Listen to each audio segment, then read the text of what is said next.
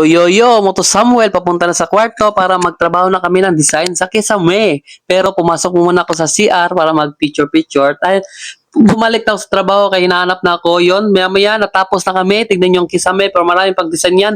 At meron akong nakitang di ko nasahan dyan sa loob ng kwarto. Tignan nyo, inaayos ko yung damit ko kaya meron akong planong kukunin pero huwag kayo maingay sa may-ari sa Bilya Tumasa ha. Tignan nyo ha.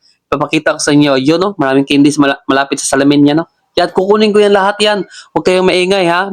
Baka maingay kayo ha. Huwag kayong magsumbong dito sa panglaw. Bilya tumasa sa may-ari ha. Pagkatapos ko kumuha dyan, mabilis akong lumabas at tumakbo ng mabilis dyan.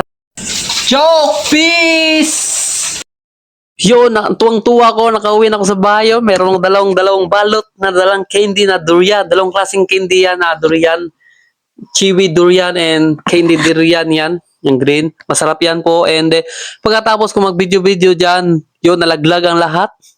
Yan, nalaglag. Anong ginawa ko? Pinagpupulot ko kay nag-iingay ng asawa dyan. Yan, pinulot ko na lahat yan. Gara-gara kasi video-video. Para vlog-vlog yan. Nalaglag lahat.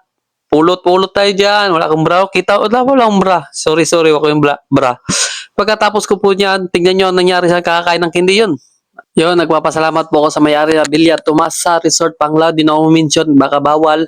Papasalamat po ako sa libreng candy na binibigay niyo sa amin o libreng kain dyan sa resort niyo na pangtanghalian at panggabihan. Salamat po. Yan na po, natatapos na ang video. Bye-bye po. Please follow, share, react po. Bye-bye.